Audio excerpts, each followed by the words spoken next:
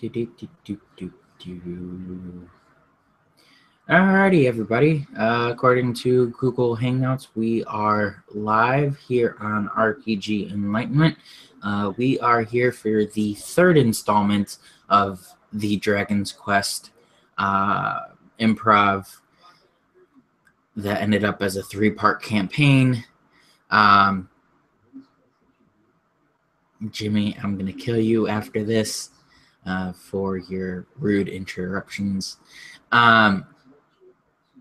We are hopefully going to see how our characters end up today and see, hopefully we can wrap up the story. But if not, hell, there's always room for a 4th installment.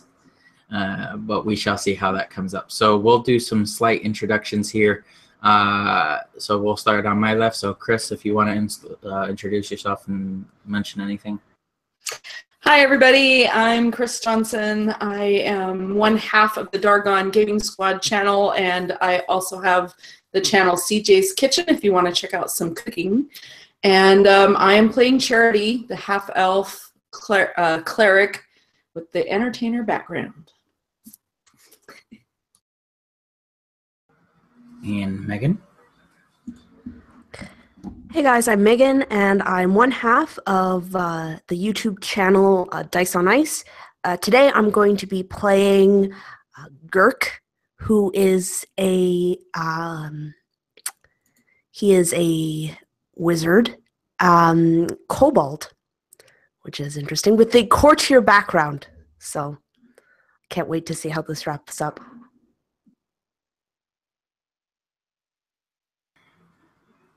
Jared. I am Jared Rogers. I am playing Andre Mountainbeard, and he is a paladin of the ancients.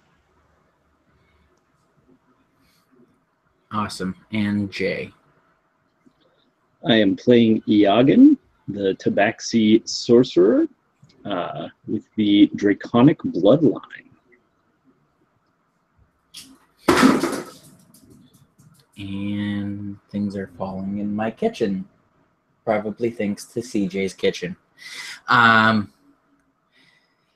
So we'll do a quick little recap for all of you. And I have selected one of my fine players to do that. So Jay, if you want to just give us a quick recap of the last couple sessions. Sure.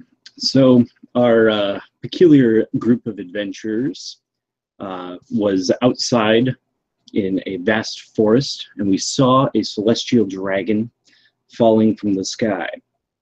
Naturally, we went to investigate it. In fact, we were almost forced by this strange power that burned our hand with a star-like pattern if we didn't go towards the dragon. There, the dragon told us that we must seek and find that which has been found but has been lost. We agreed, not finding much reason to not follow a dragon's instructions. We went to a temple, and there was 2 doors, one that said lost, and the other that said found. Behind the lost door, we entered into a dark room where an iron golem faced the party. From there, we continued to a vast treasure room filled with all sorts of glistening treasures. The Tabaxi, Iagan, flew off, picked up a gauntlet, and found a dragon underneath it. Charity and Andre climbed a pile of treasure, found a giant silver, what they thought was a sculpture of a dragon head, lifted it up, and they too awoke a dragon. Currently, our party is surrounded by 3 young dragons.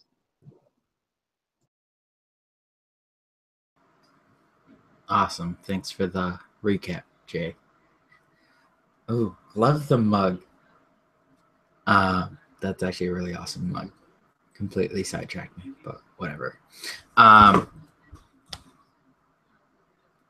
And we shall continue the story from there. As the story begins to fade, or the picture begins to fade in. You see our 4 lowly adventurers standing at arms, surrounded by dragons.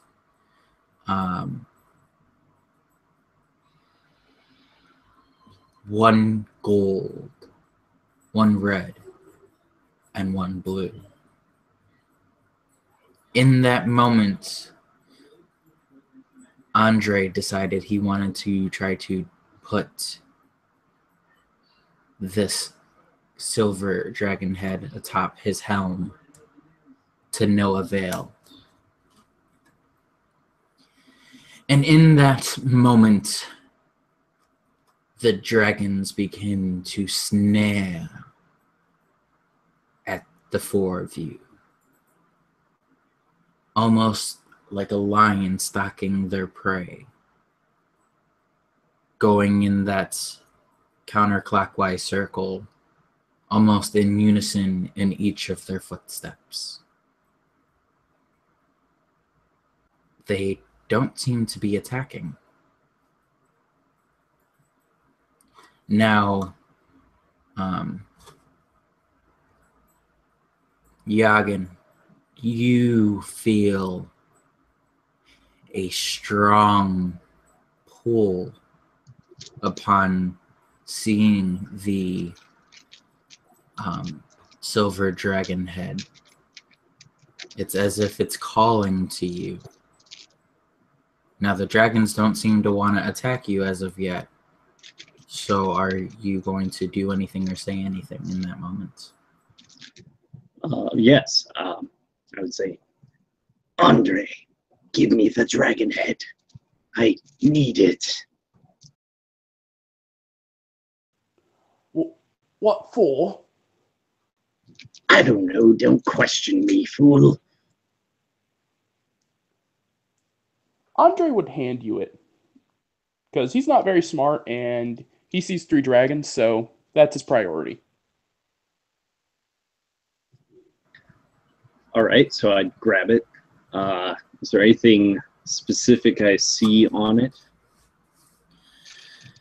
Now, upon holding it, the weight is all too familiar to you. You stare into the eyes of this thing, and it's kind of like Ghost Rider when he does the thing where you look into his eyes and it tells you your fate. But this essentially pops up as a jumbo, like a jumbotron, so that way everybody's able to see it. So that way, you know, you'd see the Dragon Lord King ruling his army of dragons with an iron fist. You'd see him in the First Great War declaring the dragons to attack different, parts of the armies, and it's like those little flashbacks of the person's life as it goes from that image to where he meets this young, voluptuous tabaxi woman that seems to catch his eye. And in that moment, he falls in love. And from that love, you see this young kitten, barely able to stand on his own 2 paws. And that was the last time Yagan would remember his father. Was from when Yagan was just a little kitten. Now, at the end of that, from what you guys see, that's over for you. But Yagan, you get the message from your father, from his dying bed, right before he died. His message was, "My dear boy, I'm sorry that I wasn't able to be there for your life. Too many things required my attention.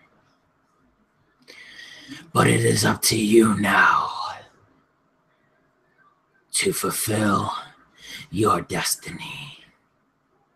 Rule the world with an iron fist, and the dragons will be yours to command. But should, for whatever reason, your draconic blood fail you, always find comfort in your friends." So that's the end of that. So Yagin, you realize it's either you stay by your friends and completely deny your draconic bloodline, or follow in your draconic bloodline and rule the world as the Dragon Lord King.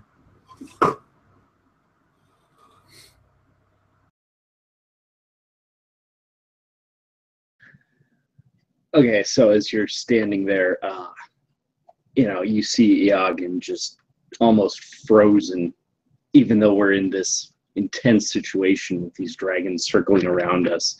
Eoghan's just kind of frozen, holding this skull. And, he's just staring into the eyes of it and slowly kind of turns it over. As he does so, he says, "Who needs friends when you can have servants?" And he takes it and lifts it up and puts it on his own head. And as you do, it's almost like it was made for you. It slides on. All the crevices line up beautifully with your face. And as you put it on, the eyes of the beast become the dragon skull become hollow as the eyes of the dragon head begin to burn into your own eyeballs. And if you want to take your own damage, that's up to you. But it is essentially going to singe into your eyes, as you will now essentially be able to see as the dragons do. So yeah, there's that kind of shrieking, this is more than what I wanted to get myself into kind of thing for a few seconds, but then the shrieking turns into kind of maniacal laughter as Eoghan just feels all the power rushing through him. Stupid cat. So what are you guys doing, seeing all of this unfold in front of you?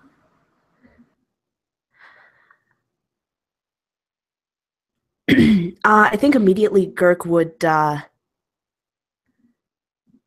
look to the 3 remaining companions of his, and he says, "Kind of thought this was going to happen, but not this soon." And he would look towards the dragons, like, what are they doing? Upon Yagin instilling the dragon head upon his own, they begin to bow, still not doing anything threatening to the 3 of you. However, you feel the intenseness in that moment. I'm sure you guys would probably start sweating in the not unsureness of the moment.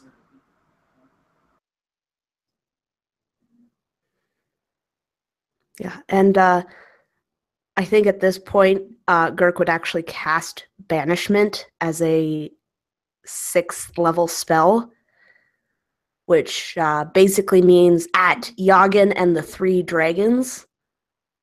Oh no, sorry, 7th level spell, sorry. As a 7th level spell, and basically I banish them to a demi-plane. Charisma saving throw. Go ahead, Yagan. Let's see how you do. Right, I got advantage on this one, but we'll see. That is 17. So my spell save is a 17, so. Pooh.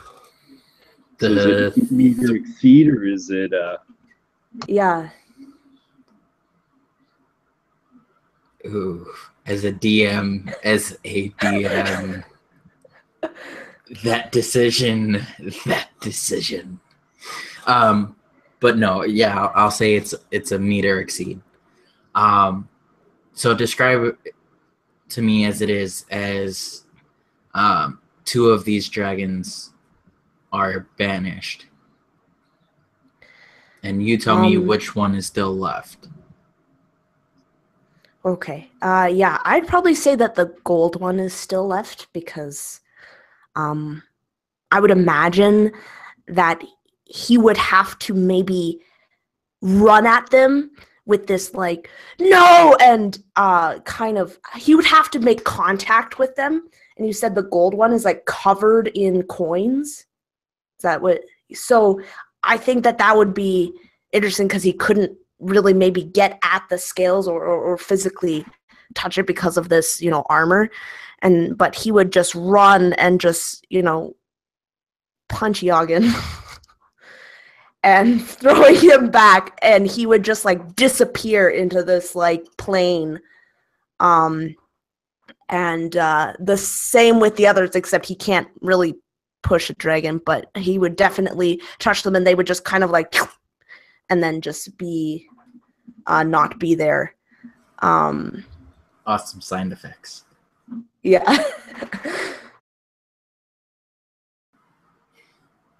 Oh, and he would yell, he's like, this won't last forever.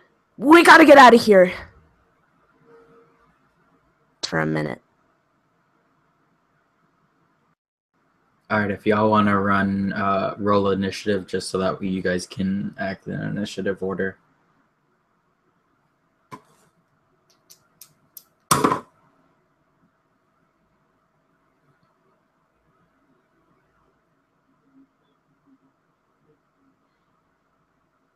Ooh, 23.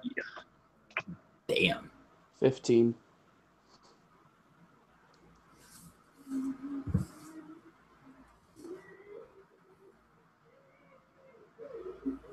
All right, so as you say that, just because you said a minute, I'd just rather it be an initiative so that way I can keep track.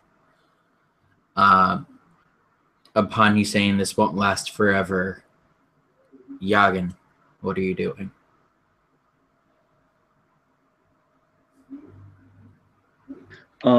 So, as the dragons vanish, Yagan can feel himself almost being pulled away into this alternate dimension, and he yells, "No!" and kind of pushes himself back. And as he does so, he claps his hands together, the eyes on the skull just beaming with light. And this hedge of fire bursts from his clap and just circles around the players in like a 30-foot circle, encircling them and the dragons inside. And he says, I need servants. I am the Dragon King. So is that like a spell, or are we just doing that theoretic, thematic? Yeah, I am casting Wall of Fire. Okay. I realized last time I kept saying theoretically because I couldn't remember like thematically. So thematically, in case I space. All right. So then, what are you telling the dragons to do, if anything? Oh, right. I would command them to kind of disable them, pin them, force them to obey. All right, awesome. Because now it's the dragon's turn, so I want to know kind of what you're looking at here. Oh God. Okay. Yeah, he's not doing anything. He got a 2-1 die. I'm honestly picturing it as you tell him that, and as soon as you do, he goes to like pounce and he trips over his own claws or something and falls over for a minute. For a second. And then we will move on over to Andre. So Andre is going to look at his once ally, now turned enemy, and he's going to speak one word with force using command. He's going to say, "Bow," as he points his hand at him and uses command. He must make a wisdom save of 14 or obey the command.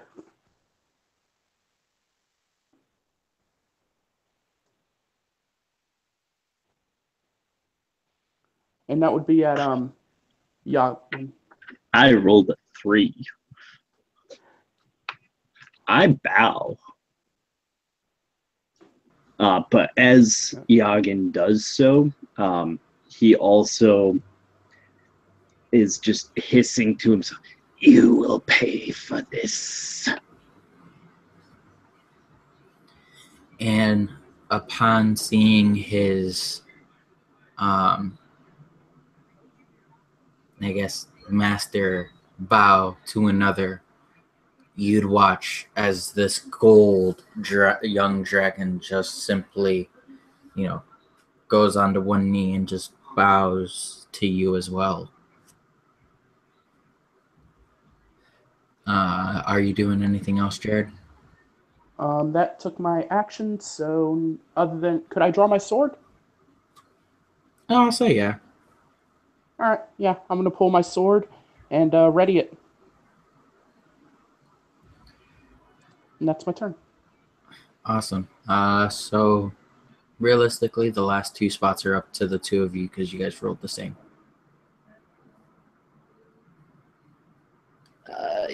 You go ahead.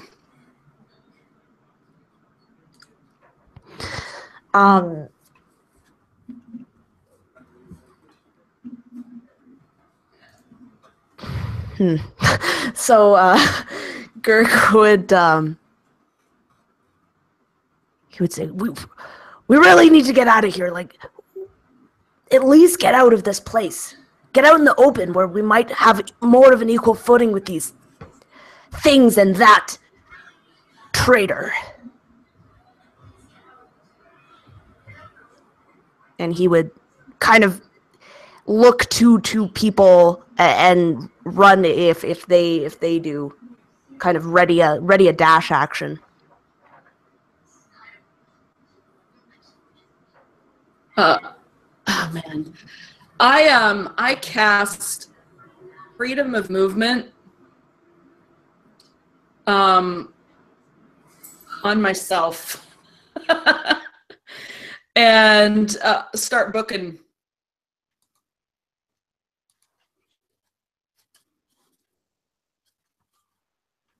I guess we have to try to jump over these flames, right? Or how high are these flames? 20 feet.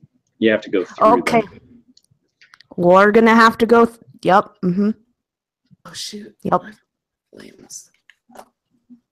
That was the wrong.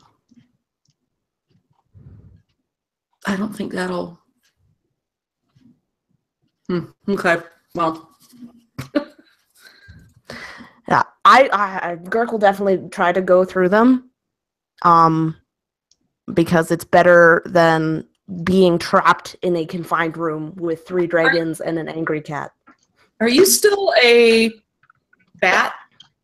No, I changed back. I believe if I there's 3 of us. This is 4th. Hang on here.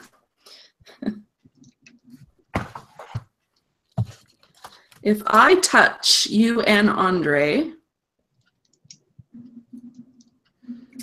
So, Mr. GM, I got a question for you. Hopefully I have an answer. Yeah, I've never tried this before. Can I cast 3 spells simultaneously? Or, actually, I guess I should look at the casting time, shouldn't I? It's an action. Oh, it would take me 3 actions, I guess. Shoot. Yeah.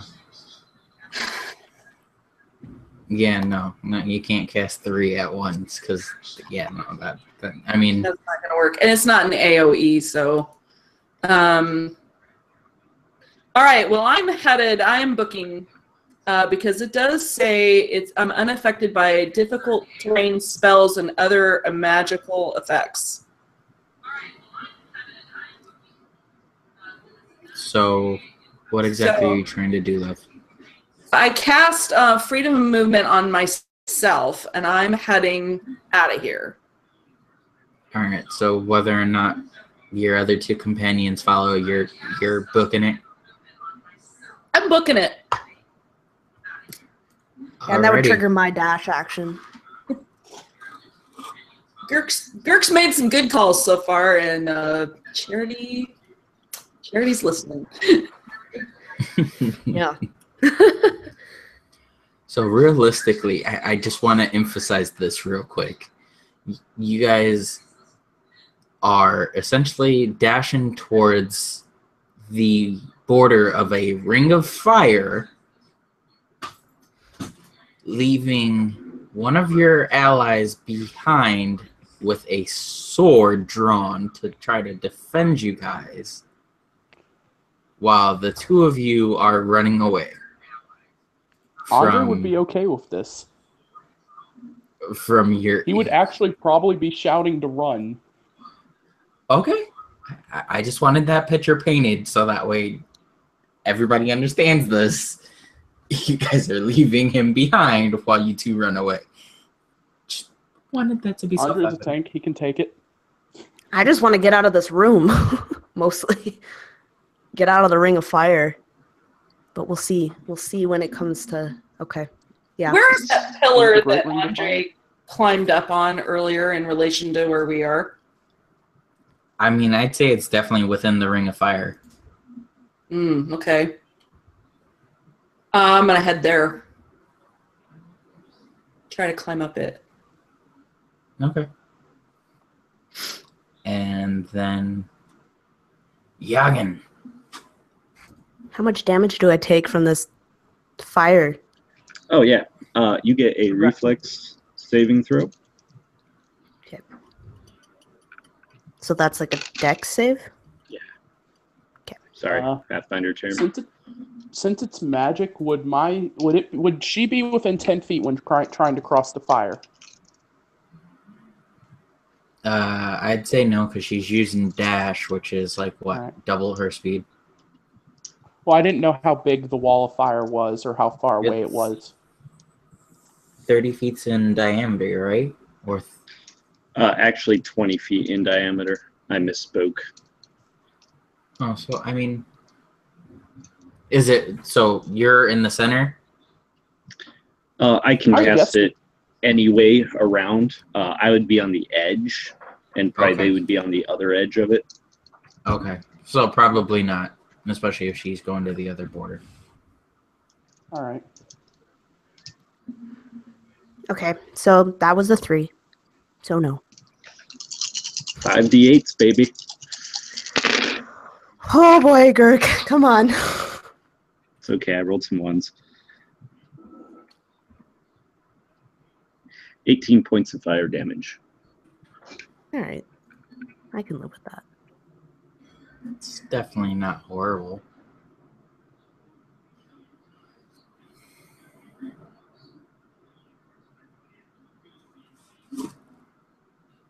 Yagan, what are you telling your dragon to do?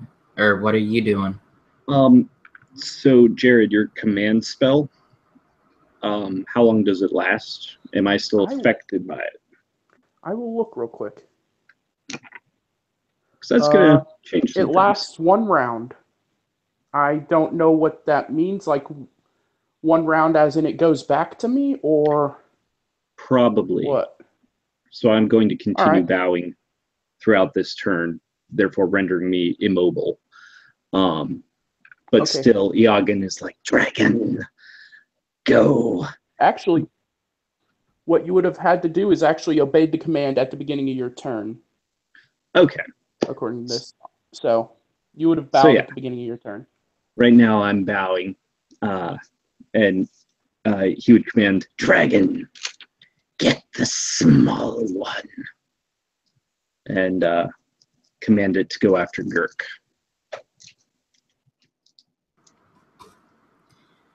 I hate to do this to you, bud. I really do. But he refuses to listen. Due to the fact that you are bowing, you are essentially denying your post as alpha. Oh yeah, it makes total sense. I mean, mechanically, I can still do that for you, but story-wise, I just can't see it happening. Oh no. Besides, all the power's gone to Yagin's head. He assumes being king is easy. So upon that command, you'd see the gold dragon just bowing, not moving a wink at the words that you speak to it. And as much as I want to take an action for the dragon, that'll be his action. So we'll move on to Andre. So seeing the dragon bow with Yagan, Andre would look at the dragon, look at Yagan, and say, consume him. Just speaking to the dragon, seeing if it would obey him.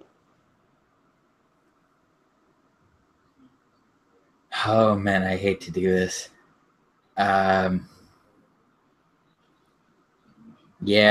All right. What's your I'm AC? good with this. Yagin's? Yeah.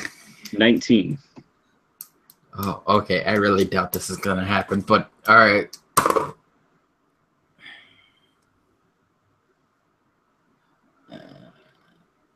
I always hate this with this because it doesn't give me their attack modifier. Oh wait, never mind. All right, so that's 14. All right, he yeah, and that's 24 to hit. So he's going to bite down on you. You're going to take 17 points of piercing damage. And then upon that, he's also going to claw at you because he does get multi-attack. Oh, and 2 with claws. Oh, man. Okay, so I attack you twice with claws. Oh, okay.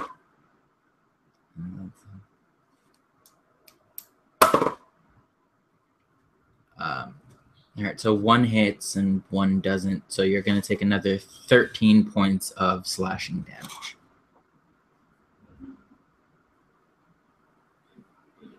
So you're taking, what, 30 points altogether?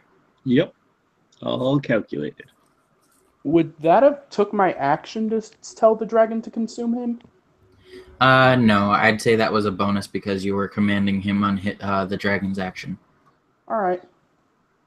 I'm going to walk up to Yagan, and I'm going to use both of my attacks on him. Just plain walk? Yeah, Okay. just walk right up to him and swing my sword at him if I don't drop the dice on the floor. An 18 and a natural 1 on the second one. Oh, man. Okay, so the dragon is just like yanking me around with its head, and both of them just miss barely. So what I'm going to say for the nat 1 is you're going to take 1d8 of damage as you probably got kicked in the face while Yagan was, being, hurled around in the dragon's mouth. So you want me to roll that for you, or you want to roll it? You go ahead. All right, let me grab my d8 then. Oh, man. I was really hoping for more. 2. All right. And I think that's my turn. I don't know if I can do anything else. Yeah, no. All right, so then we shall go over to Girk and Charity. What y'all doing? So Girk would have, kind of leaped through the flames, and a little bit of his cloak caught on fire. Luckily, he was able to take it off and kind of get rid of it. But then he kind of looks back to see if his companions are following him, and seeing that they are not, he starts muttering. He's like, this is gonna end bad. And then he just kind of looks up at like whoever's listening. He's like, I told them it's gonna be bad. But did they listen to me? No, they didn't listen to the dragon. I mean, Cobalt. Whoa, where did that come from? Oh, geez. Must be all the crazy in this room. And he would kind of walk over to where he has a good sight of Yagan. And he would like, all right, you overgrown house cat, let's play. And he would point, and this horrible gas would come out of his hand and kind of wrap around Yagan, and you need to make a dex saving throw, please.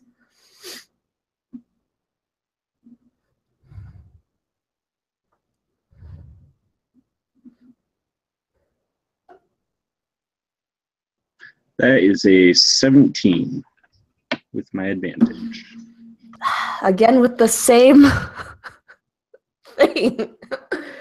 So, sorry, does the spell work or no? Same thing. If it hits, same or over. Meet or exceed. Meet or exceed. Yeah. Okay. So you can see that this gas that is surrounding you is kind of constricting, and you can feel so your armor, or any armor that you're wearing, and any clothes begin to just evaporate. And then it starts on your skin, and you take 53 points of force damage as I am disintegrating you. I can imagine that you've almost been shorn at this point. Yeah, the hair is gone. I am now a hairless cat. I'm one of those Egyptian wrinkly ones. Awesome. Hey, Jay. Give me a d20 roll. Evens, you take the helm takes no damage, and odds, bad stuff happens to the helm. It is odds. A nat 1, by the way. Oh, okay. Interesting. All right. So upon this force damage, or this overwhelming force, the helm of the dragon skull begins to break, and the it begins to essentially disintegrate in front of your very eyes. With a nat 1, I'm sorry, I know you wanted to keep this longer, but the entire dragon's skull breaks apart. And I also hate to say this, but Yagin, you're now blind from Fantastic. from the burning of the dragon's eyes into your own. Okay, so we now have a shaved, naked cat in the mouth of a dragon, and he just has these charred, spots around where his eyes were. You can't even really make it out anymore. The glowing green eyes are gone. I will let you decide, Jay, if you want it to be where you're still evil or if you want it to be a possession thing.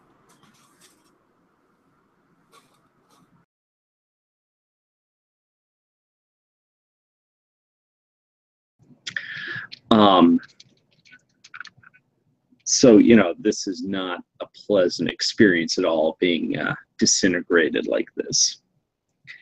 And so there's a lot of just that high-pitched cat screeching, amplified over and over again. And, you hear him yelling, "My friends, have we not traveled together for weeks now? I'm not all that bad."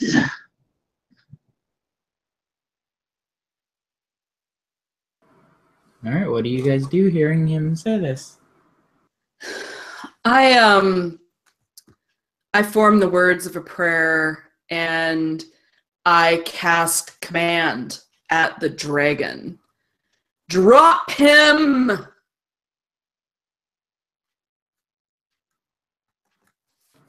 What's the DC on that? That's a good question. Guess it's going to be mine because it doesn't say. And mine is 13. Okay, and it's what, wisdom, right? It is, let's see. Wisdom, yes. All right, so he's actually gonna barely pass it. He actually hit a 13, an 8 on die, and he has a +5 to wisdom. So, Ooh. As you command the dragon, it looks to you almost as if it was the voice of his master, but upon realizing it wasn't, he doesn't do it. So we're back up to the top. Yagin? So Yagin, still in the mouth of the dragon,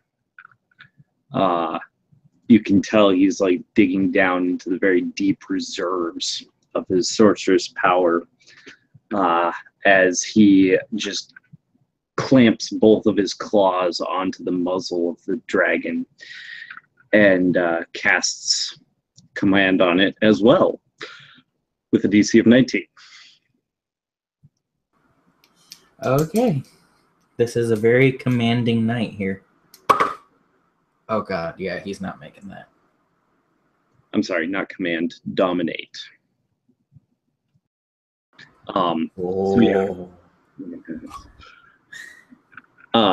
So yeah, you can use your action to take total and precise control of the target.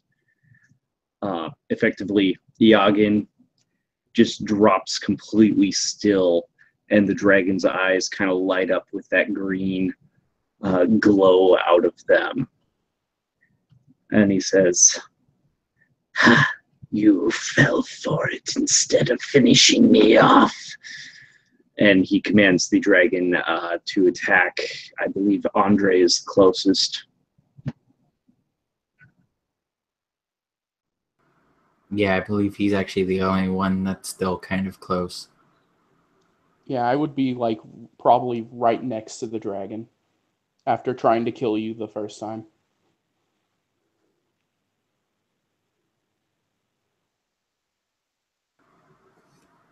All right, so essentially you're trying to have him go from biting you to biting him.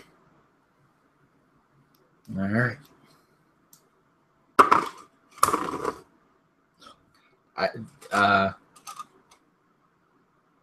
12 to bite, which I know isn't gonna hit. So then he gets 2 attacks with his claws, which would be a 21 and a 16. So what was your DC? 18 or your Yes, AC? sir. So AC is 18. So upon kind of getting this command, he goes to bite you, but barely misses as he comes down with his claw and slashes you with one of his claws for 13 points of slashing damage. And as he comes down with the second claw, he barely misses as you step back from the first blow.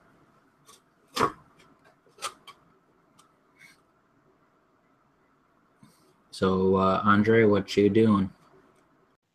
So, is Yagin's body just lying on the ground at this point? Yes.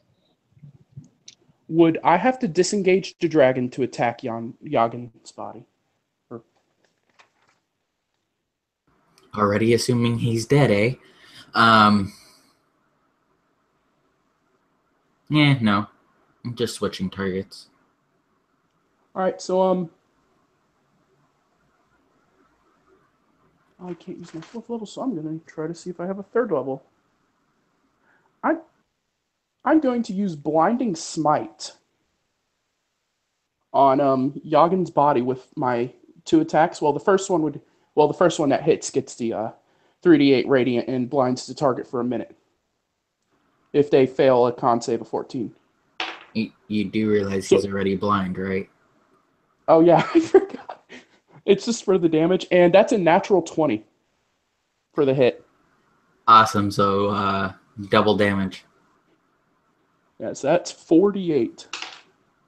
7, 2, 7, and 2. Wow. So that's 18 times 2. 36. 36.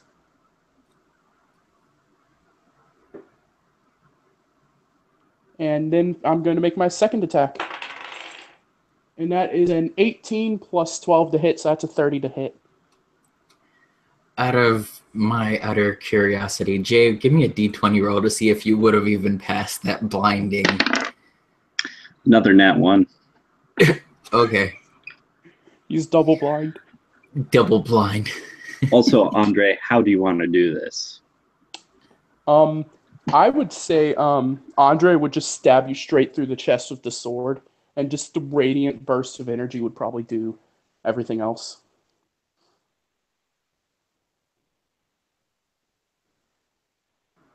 All right, so go ahead and say your second attack. It's a 4 for damage after a 30 to hit. That's enough and I to just kill him. realized I forgot to add the +9 for that last attack. That's for damage. still enough to kill him. Yeah. All right, So he is very dead at this point. Andre, describe how you kill your once ally for a very long time, now turned enemy. He would just stab down, watching as the blade just plunged in, and then the flash of radiant energy just bursts the cut in the chest, so it's like a gaping hole, and just rip the body apart as he stabs through to the ground all the way through. Just not even regretting what he has done. Betrayal is not a good thing in his eyes. And then he would just turn and look at the dragon with just assume. I would assume Andre would be covered in blood at this point as well. So, if I may, Yagin, you hear as the burst of energy just rips his physical body apart. You hear the dragon just kind of uttering, "No, Father," and the glow recedes from the dragon's eyes.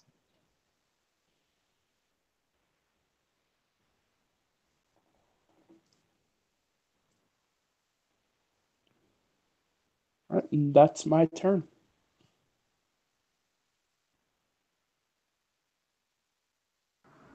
All right, so twins. I say twins because of your number, but Girk and Charity.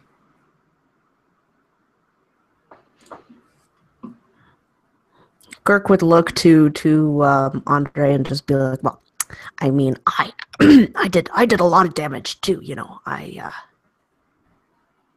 I hit him. I did most of it.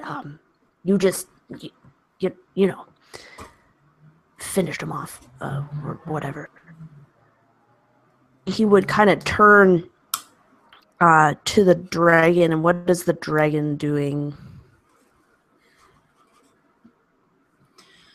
Upon seeing what was once his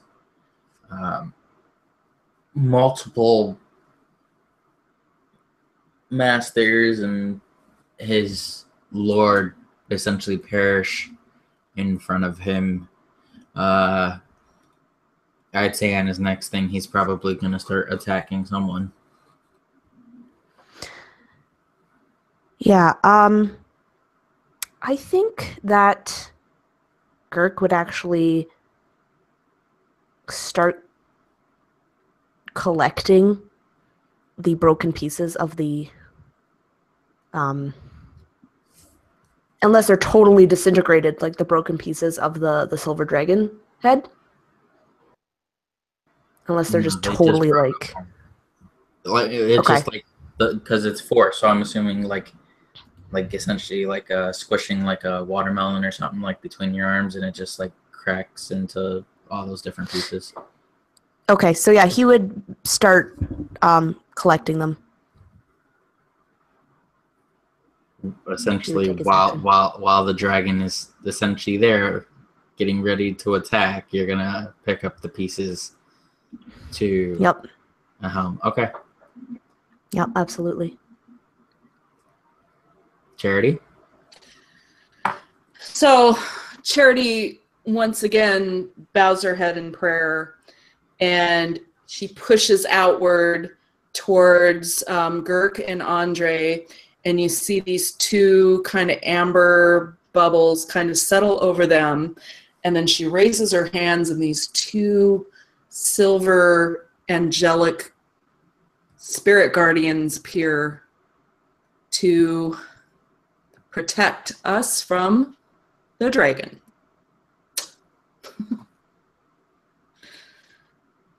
So that is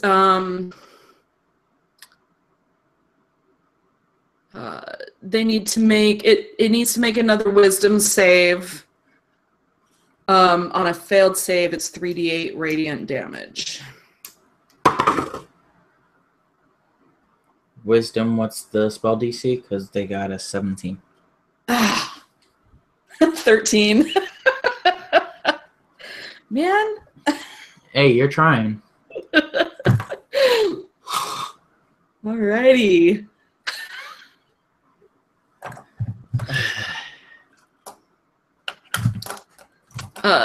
Actually then, let me... Okay, so on a successful save, it takes half damage. Sorry, it does help to read, right? All right, so 9. I rolled 9, so half is going to be 4. Yeah, that'll be 4. Assuming I'm down.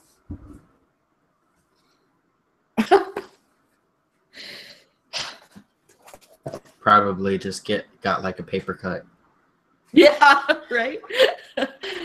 That's right, though.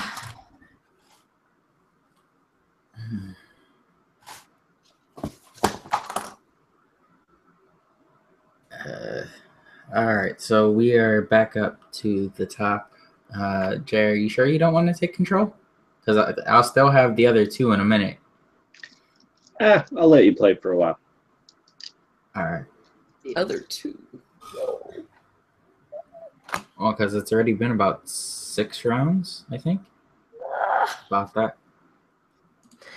Just a quick question: Are dragons from this plane? As far as you can remember, they've lived here all your life. They've kind of been more of rumors. They're not like fluently flying through the sky. Yeah. Just with the banishment, in terms of mechanically, it says if the target is native to a different plane of existence, it's banished forever, but I don't think that dragons are.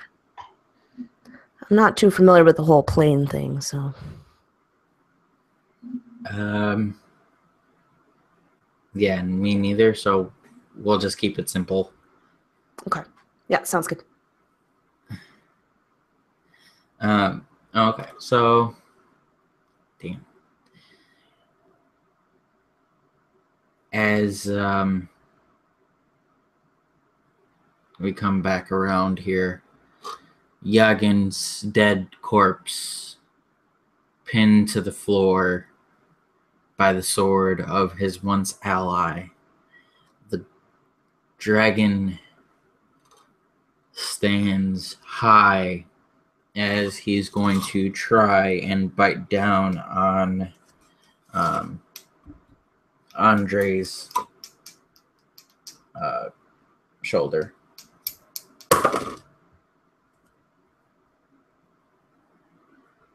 Which he will miss rather poorly. And upon... Oof, damn. Damn. Okay. And upon missing, he will begin to suck in air as he is going to use his weakening breath. All right, so I just want to make sure. Obviously, Andre is there. It's 30 foot. So would you say that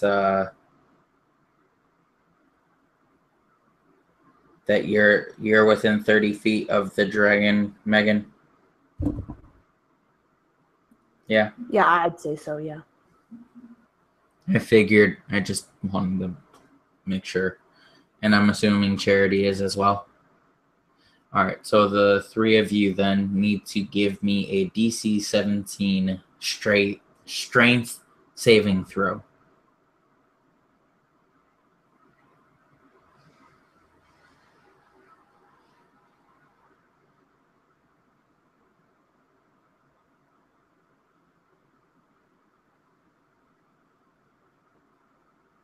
I need to look and see what my strength saving is. Because That's fine. I don't have it wrote down. That's fine. We've gotten a whole lot farther in the story than I thought we would have by now. All right, my strength save is +5, so that is just a 16. All right. So those who failed have disadvantage on strength-based attack rolls, strength checks, and strength saving throws for 1 minute. 1 minute. You guys can repeat the saving throw at the end of each of your turns, or wait for the minute. So pretty much anything strength related, you have disadvantage on for 1 minute, unless of course you beat that DC 17. And that will be his action. So then we move on to Andre. Andre would look up to the dragon, and he's going to use command again, and tell. Actually, I think it's second level. So let me. Oh, I just skipped off of it. Sorry, I had it. Yes, second level command, and I'm actually going to use it on Girk and Charity and tell them to retreat. So both of y'all need to make a 14 wisdom save, or obey the command.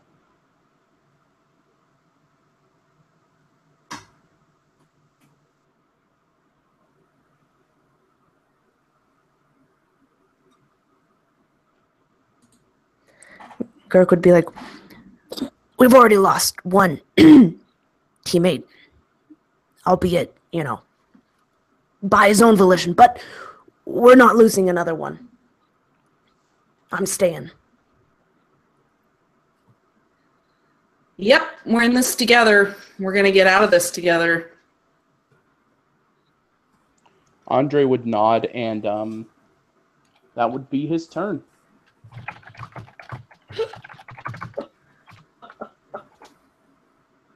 Except I failed my roll.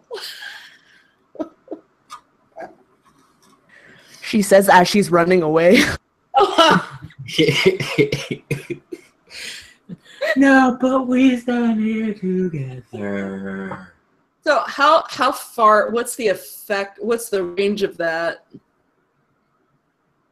Ooh, and did the wall of fire go down when Yagan? Yeah, it would have fallen. Yeah. The range on command is 60 feet. Okay. So I have no choice but to do that. But I guess when I get to the edge, I'm fighting it every step of the way, running as slow as I can possibly make myself. But being forced to be compelled. And when I get beyond that 60-foot range, I start to turn around. and I guess it lasts a while, right? So I can't literally just turn around and come back. I have to be beyond that range. Is that correct? It lasts a whole round. Yeah. Okay. So when I get to the edge of that and I start to get some control of myself, I go to my knees and I just start praying.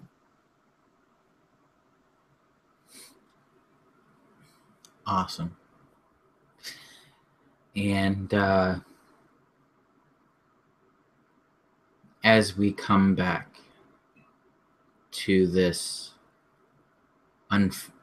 unparalleled scene, as Andre and Girk pretty much stand at the ready, the other two dragons reappear before you. So I'll do a quick roll for them to see where they place in.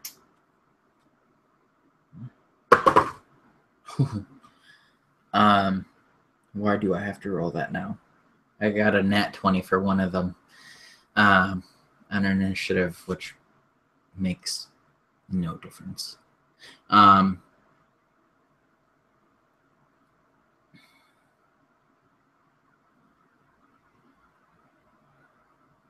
You'd see the red one appear first, but then the blue one appears, and almost as if he was going to attack right before you banished him, he lunges out towards you, Girk, with his bite. So let's see. Which will miss. Yeah, poorly. And then he will try to claw you with his claws, obviously. For a 20. And 23 to hit, so that you will take 24 points of slashing damage. Girk.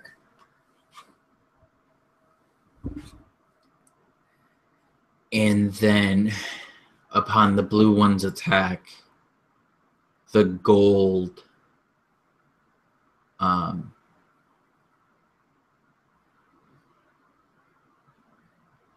let me pull him back up here. The gold one will essentially try to do the same thing to Andre.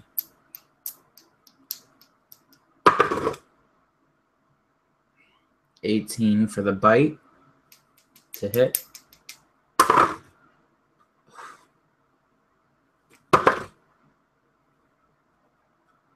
Andre? Yes.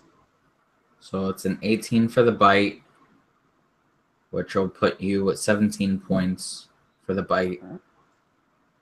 One claw will completely miss, and then the second one rolled a nat 20, so you'll take 26 points of damage from the second claw. All right. And then, Andre, it's your turn. So I'm just going to go ahead and just flat out attack the dragon, the golden dragon. So I have disadvantage on my attacks, right? Yeah, any strength-based attack. All right. So that is a 16 to hit. I doubt that hits.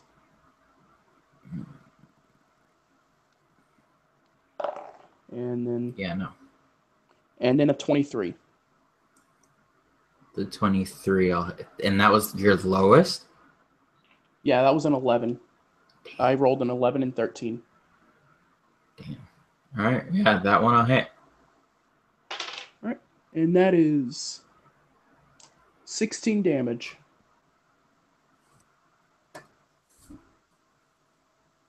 Awesome. So. And as that happens, the red one will essentially fly off. So you're 60 feet away, right, Charity? Technically. Right.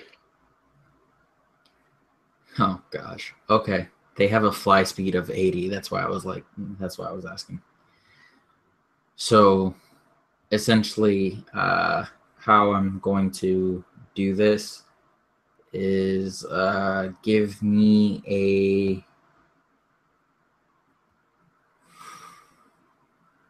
deck save.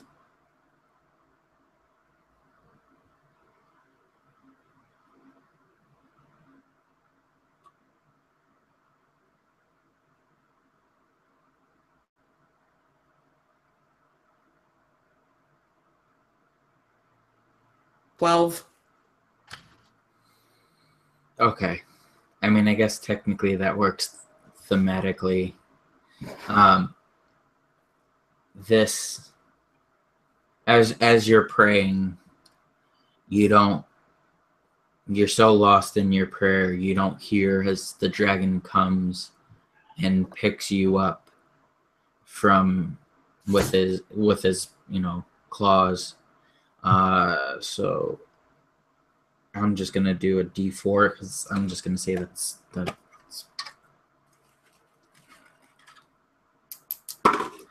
Okay, good for you. You only take 1 point of damage as it picks you up and starts to fly back towards the rest. So essentially, you're getting what you want, and you're also getting surrounded by all three at the same time. Cool. And that will be the red dragon's turn. So, Girk or Charity? So Girk would kind of start moving his arms around and above him, a storm would begin to form, and the area in the room would, drop a few degrees, and he would, once it gets sufficiently big enough, he would almost like throw it over to the dragons, and they have to make a dexterity saving throw. All right, what's the footage for that? DC of 17. Footage. Oh, also Yeah, Charity would too, but yeah, it's 20 feet by 20-foot radius by 40 feet high.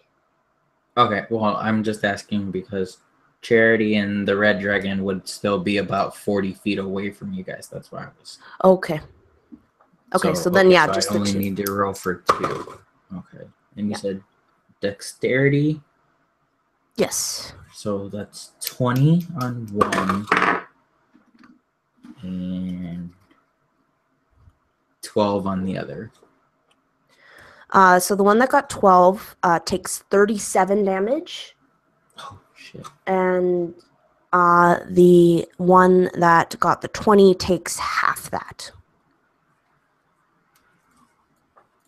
which is 19, rounded up. 18. 18 rounded down, yeah.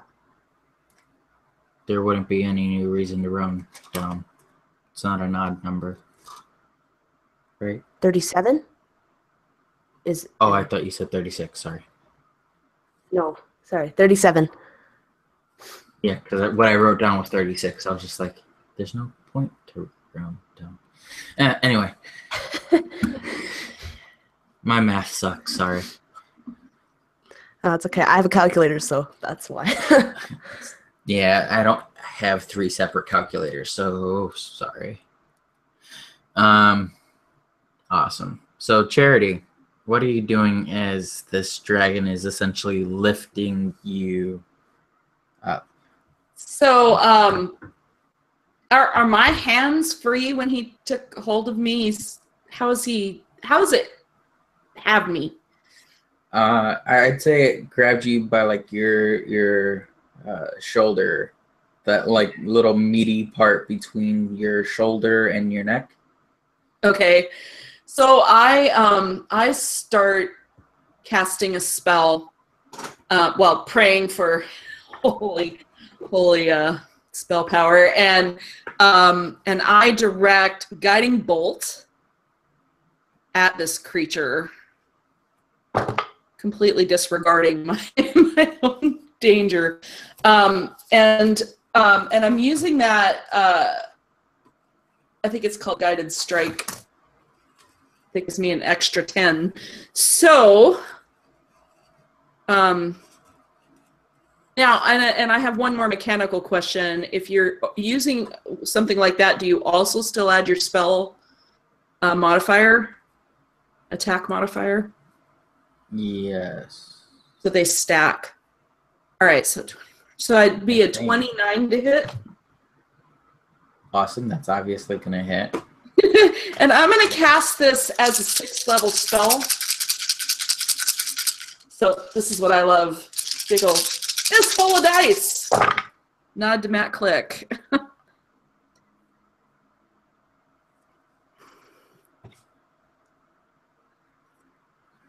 37 damage.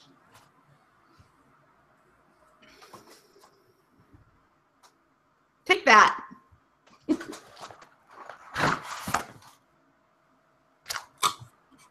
Dang.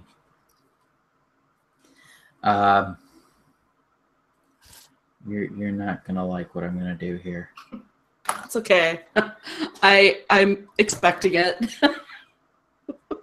to some degree. Technically, it comes back up to the top, so you'll have to wait to find out. Okay. Coming back up to the top.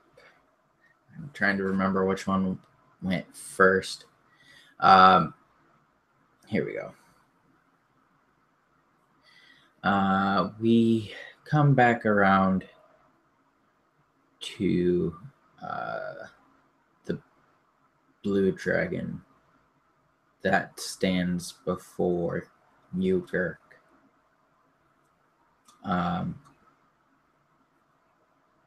It's just gonna flat out try to attack you with its bite once again. 19 to hit, which I'm assuming is gonna be a hit. Yep. So you're gonna take 16 points from the bite.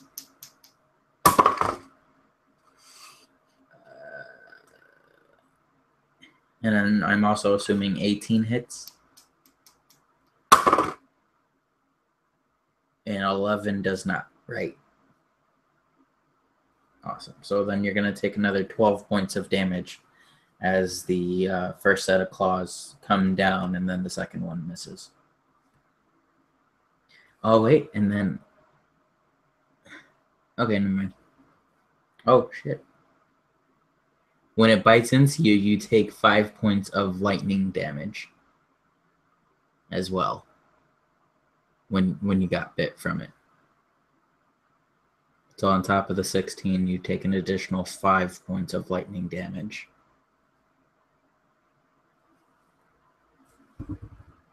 Wow. These things can be brutal.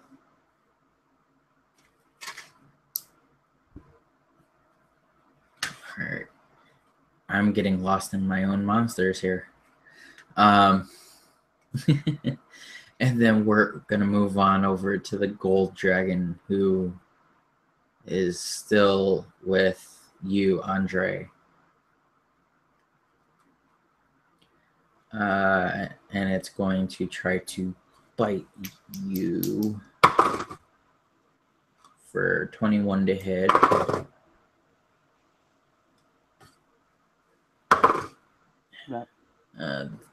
And then 24 to hit. And then 18 to hit. So I'm assuming all three hit. Definitely. All right, so 17, 13, that's 30, so 43 points of damage.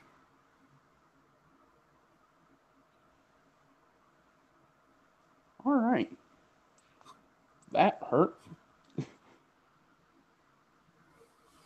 Simply trying to give you all what you want. All right.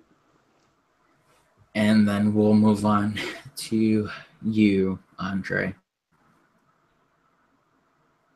Using Blinding Smite again, Andre is going to attempt to attack the gold dragon. And that is a nat 1 for the first. Oh, gosh. All right. I really hate this because I hate to be the butthole, but you're going to take the blindness from your own attack. Yeah. So if you want to describe how it looks, you can. Andre would have swung at the dragon, missing by just an inch, and just smash into probably a pile of gold. And just the bright light of the blast just flashes him right in the eyes. And he just like screams, but he's also going to swing again. Would I get like even more disadvantage now that I'm blind? I don't think disadvantage stacks. So it's just the same disadvantage. Alright. And that is a 14 for my lowest roll. So it's a 14 plus 12 to hit. A 12? So 14 plus 12. Oh, yeah, that'll hit. Yeah. The blind dwarf somehow hits the giant dragon for 16 damage.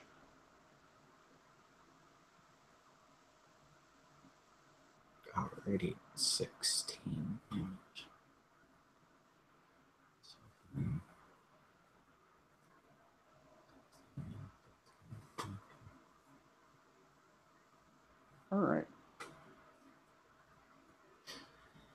All right. Flailing your sword around, you manage to land the hit on the dragon. And then we move on over to the red one, the one Charity was dealing with. Upon feeling, this divine essential pain in its body, he tosses you, hurling towards the rest of your party. So you're going to take a d10 of damage from him throwing you, essentially letting go from that, and you're going to take 7 points of damages. Essentially, he lets go of you.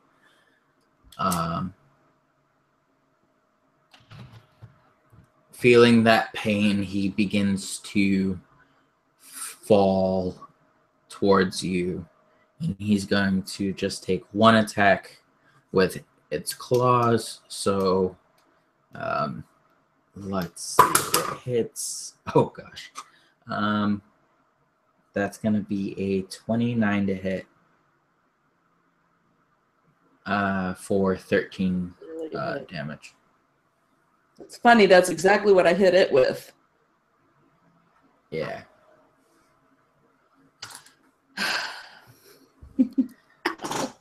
And that'll be his action. So now it's up to the two of you to let me know what's going on. Kirk and Charity. So Girk would probably let another ice storm fly. So that's another save on all that are affected. Dex. See, now all of them are within range. So that's 15, 8, and 9. So they all take 27 damage. Damn. All right. Minus 20.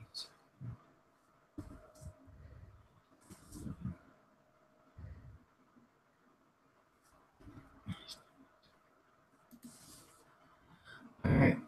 You're definitely making one feel pretty uncomfortable.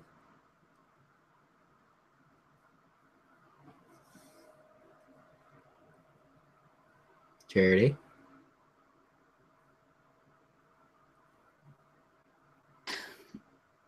Would you repeat that? No, I was just saying you made one of them feel pretty uncomfortable. Right. Yeah, and I'm up. Sorry, so I was being naughty and reading a spell. All right, you know what? We still have all three, though. How are the others looking at this point? 2, the other 2. Mm-hmm. Your other friend essentially Right, died attacking you. Oh, okay. That's good. All right. I am going to cast Gaius. So it needs to make a wisdom save. And again, I'm at 13.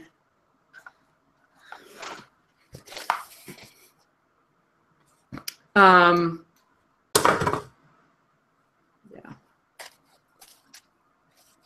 23. Okay.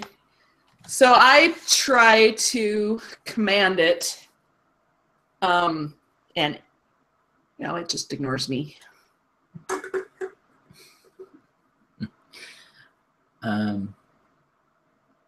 Awesome. So before we come around, did anybody need to take a short break, go to the bathroom, do whatever? before we move on? No? Okay. All right. I just don't, we've been playing for about an hour and a half or so, so I just figured I'd run that by everybody. All right, so we're back up to the top.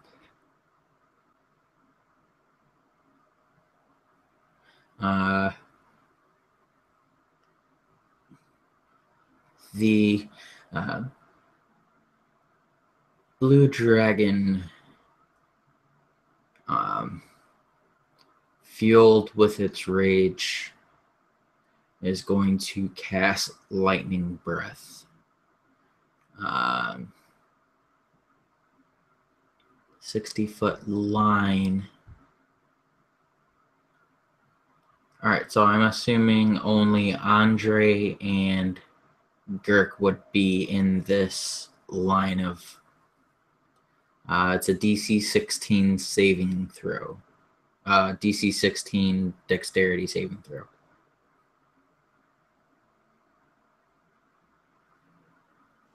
Natural 1.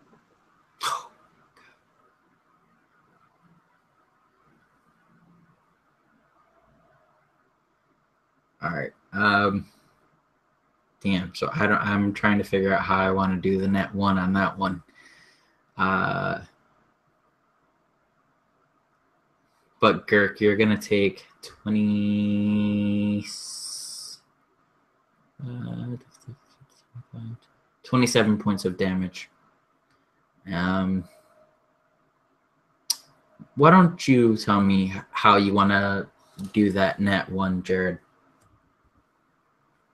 I'd just go with double damage. You want to take double damage? Why not? All right, you're going to take 110 points of damage. Ooh. Andre's not feeling too good.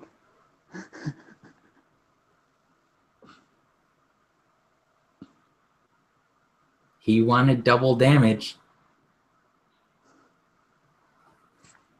Yep.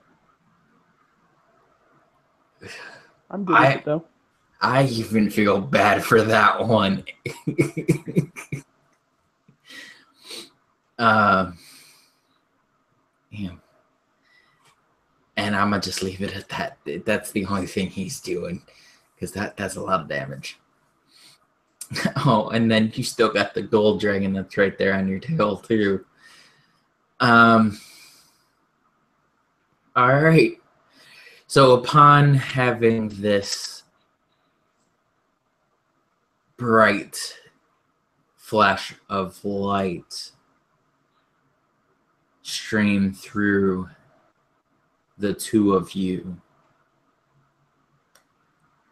the golden dragon begins to breathe in as he too is going to cast his fire breath.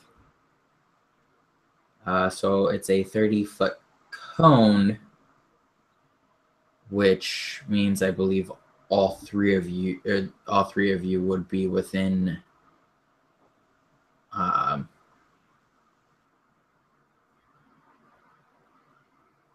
all three of you would be affected. So it's a DC 17 dexterity saving throw.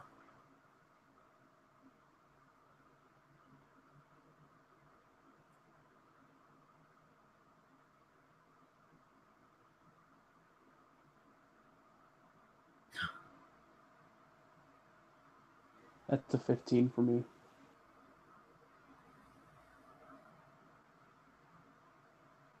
And Girk?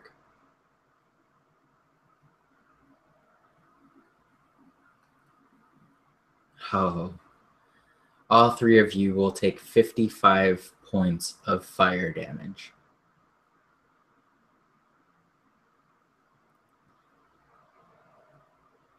Did you go down?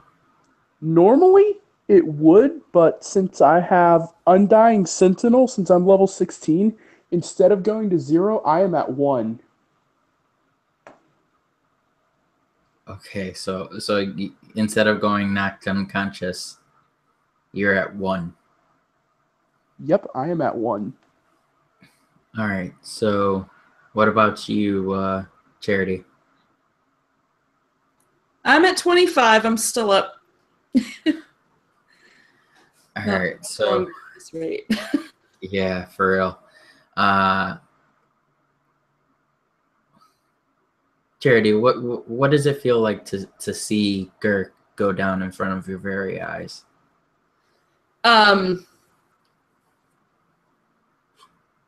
am absolutely shocked because Girk has been so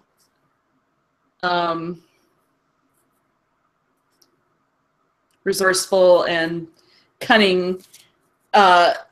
Yeah, and at this point, I'm kind of, now's the time to panic. But I will cast Mass. I guess I should ask, we're all within 60 feet of each other now? Yes. Oh, perfect. So I will cast Mass Cure Wounds.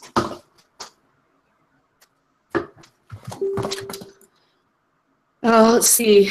So that's going to be for Andre, myself, and Girk. And each regains 3d8 plus 5. So let's roll. Oops. Cat, now's not the time for you to join me.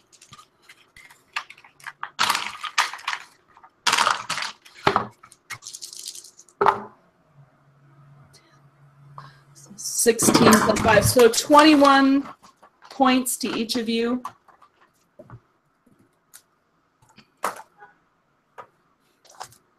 Or I should say each of us. Now for Girk, would you be able to be up and standing again, or would you just essentially come out from being unconscious? I always forget how that works with player death. I think I do go up, and then I have those points left, and then I'm not unconscious. Okay. Sweet.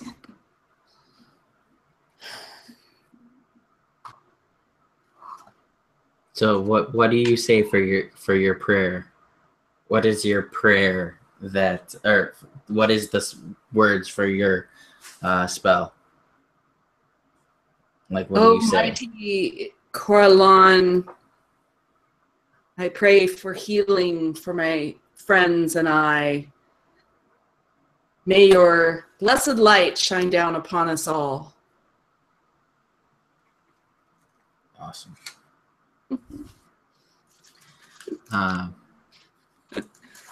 Now, Jared, you get to go. All right, so Andre, essentially now blind and nearly dead, is just going to stand up as straight as he can. He's going to look to where he thinks his companions are, and he's going to say, I think it's time for you guys to leave. And he's going to use his last second level spell slot to command you guys again and trying to tell you to retreat.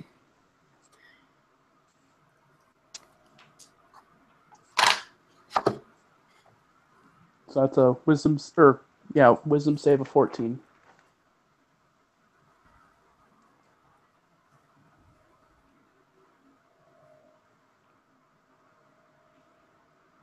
Oh, okay.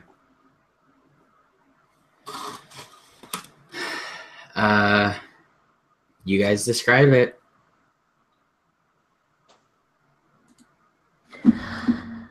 I think we should all leave, which is what I was saying. How long ago? You, like I said before, and I still stand by it. We stick together, but I think we all need to leave. Now. I agree with Girk. Come on, Andre. You're in no shape to stay. And I go over to Andre and try to aid him in joining us. He would kind of push you away, and he'd say, "Not all three of us can make it. I'm blind, nearly dead. I'll hold them as long as I can. Just run."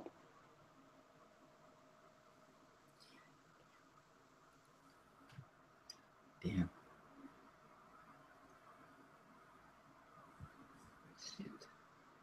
And that would be Andre's turn. Wow. Okay.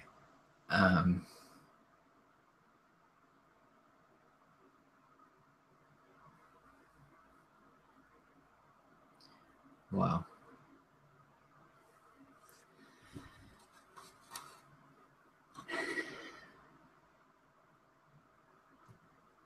I look to Girk with a raised eyebrow. So we gonna drag him out of here, or what?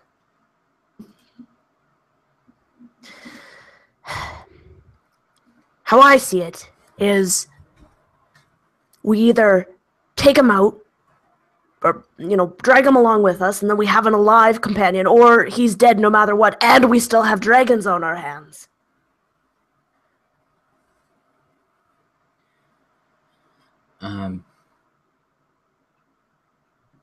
Upon this turmoil between the three of you, you start to hear the gold falling, collapsing. You feel the ground shake beneath you as that same opening that you saw in the first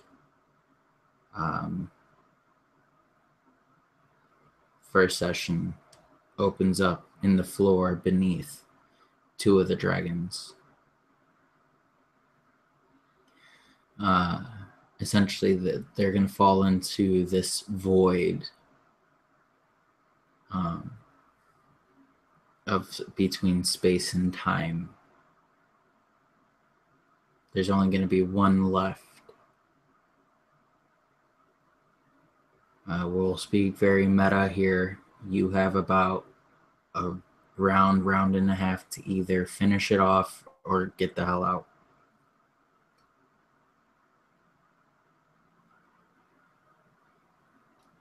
Since I'm still touching Andre, I cast Lesser Restoration on him,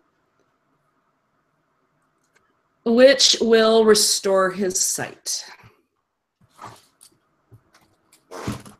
Awesome. You do it. I am now out of that level.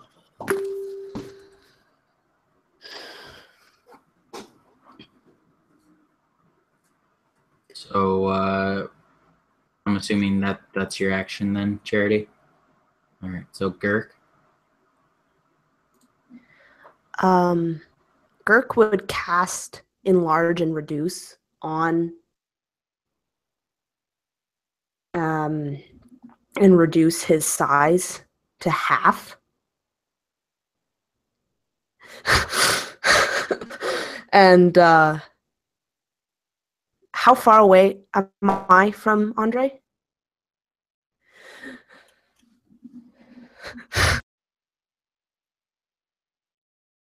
Let me ask you this. What's the footage that you have to be in order to cast this? I just gotta look at him. If I can see him, he. Oh yeah, he's I just definitely within eye shot for sure. Yeah, I just want to see if I go up and try to grab him, or if I yell at Charity to just grab him. Oh, I'd say you're closer. You're close enough. Yeah. Okay. Yeah. So Girk would go up and just try to manhandle Andre and essentially picking him up and trying to get him out of here. I don't think you'd have any problems from a 1.5 foot tall dwarf. I'm already I was already holding on to him because I had to touch him to cast a spell. Oh, okay. So then how to be? Whenever I had tried to drag him away, so then I Yeah. just sneakily cast a spell. So then, Yeah. as you cast Enlarge Reduce, he begins to shrink in Charity's hand. Now, how small are we talking? We're talking. foot and He's a about a half. foot and a half. Oh, okay. So he's like, so I just pick him up Yeah, and and start heading out of here.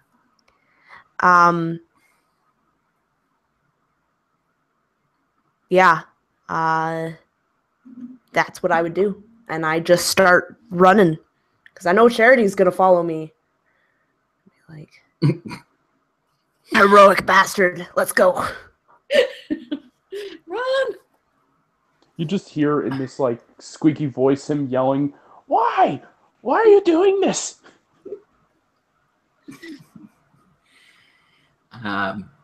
Friends Just- stick together. Just for story purposes, I think we'll go directly into just RP for the rest of this encounter. That cool with everybody else?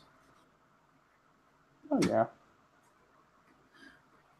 So as you guys make your friend small and begin to run away, the dragons, the single dragon that takes to the air and is following you guys. For whatever reason, he can't catch up with you guys. You guys are running, I'm assuming, in the same direction that you guys came, right? And as you guys get back to the room that you fought the Iron Golem, you begin to run up the stairs to find a window. And you guys are able to get out of that window. And upon getting out of that window, the weirdest of things happened as of yet. As you close the window behind you all, you guys stand in what appears to be the back of a cottage in the woods. And the glass shatters behind you.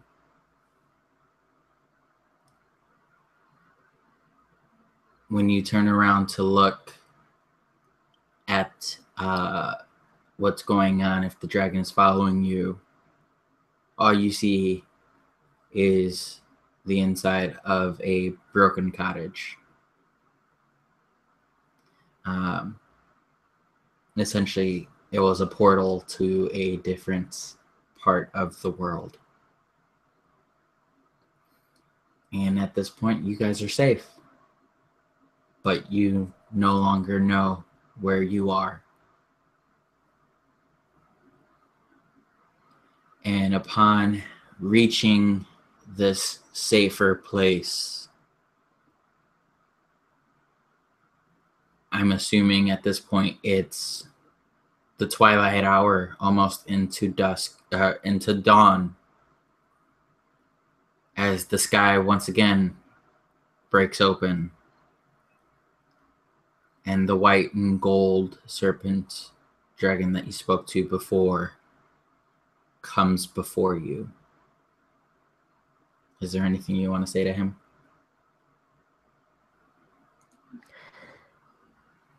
So let me get this straight. You brought us in to a temple where we didn't even get any gold, and you tried to have us killed. What kind of adventure was that? A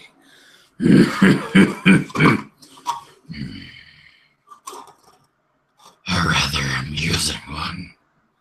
For me, at least.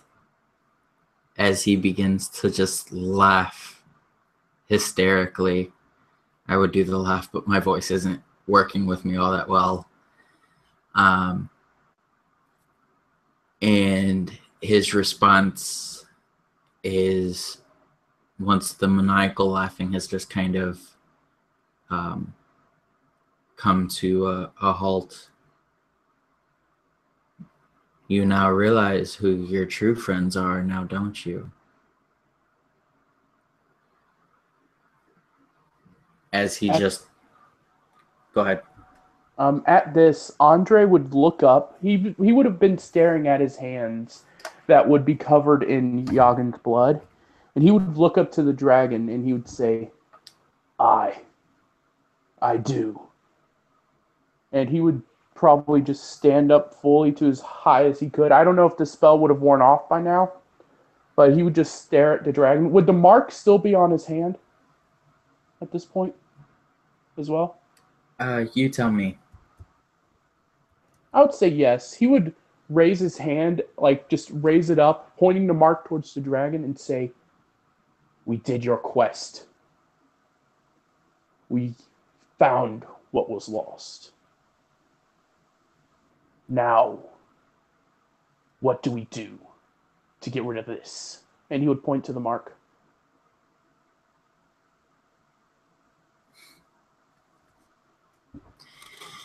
And upon pointing to the mark,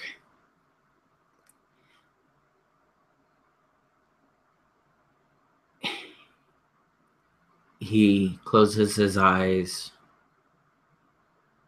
The dragon closes his eyes, and upon opening them, his eyes are now red. And the image inside of his eyes has changed. The star has flipped backwards, and so has the star on your hand. And he simply says, "This is the mark you must bear to know you killed your own ally, sons of Satan." As he just disappears, and now you all wear the mark of the beast for the rest of your days. As he just disappears into nothingness.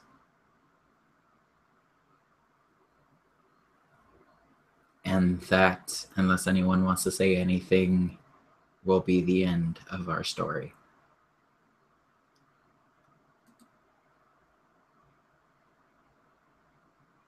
Does no one want to say any weird things before the end of the story?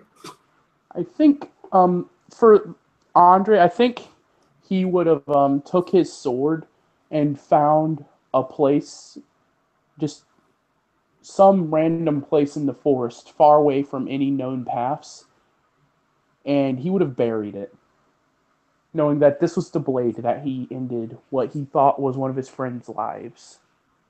And this is the sword that he used to destroy someone precious to him, and he would never wield that sword again in his life, no matter how long it would be.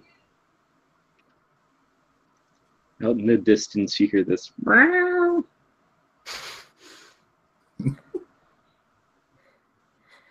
I think Girk would also take out the parts of the silver dragon helmet and begin to cast mending on it.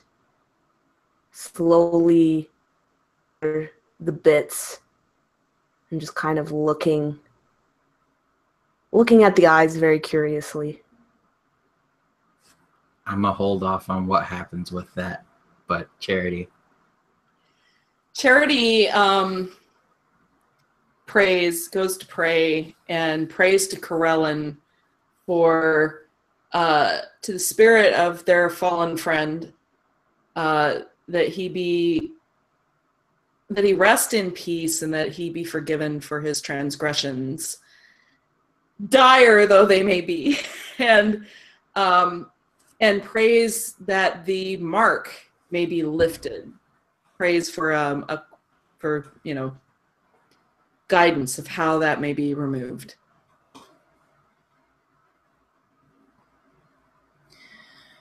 And upon that prayer, the same golden blade that Yagan once bore appears in front of you, and it falls into your left hand. And I will leave you, Charity, with that. Now, Girk, upon the skull coming back into one, the eyes are no longer black. They have changed from the black aura that was once there to the same color of your friend Yagan's eyes. His eyes have now become the dragon skull's eyes, as a constant reminder for you of what you had to go through. And that, my dear players, is the end of the Dragon's Quest.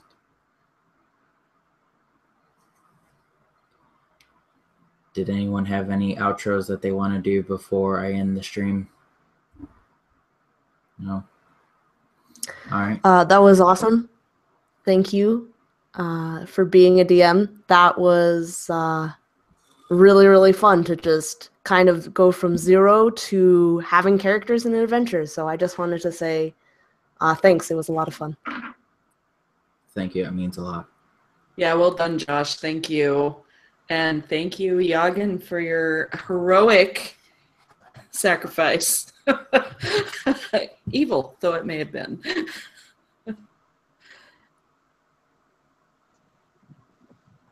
I didn't mean for him to start out evil. It was a dice roll. But it was awesome. You guys did fantastic. I'm glad you guys were okay actually just killing me. It made life easier. It went great. Thanks, guys. Yeah, thank you for the game. It was amazing. And that was the first time I've ever did PvP and killed another player. Yeah. I mean, there's a time and a place for everything. And I just really felt like, especially with what Jay had private messaged me from the message that I posted about what do you guys want for your guys' individual characters. I had to make it. I had to make what his background was matter. Because let's face it, he was the only evil person in the party. So as random as it was, it ended up working out, in my opinion, pretty well. So yeah, I mean, it means a lot for you guys to have been my players. I'm going to end the stream now. If you guys want to hang out for a little while after and kind of talk about it, I'm more than down for that.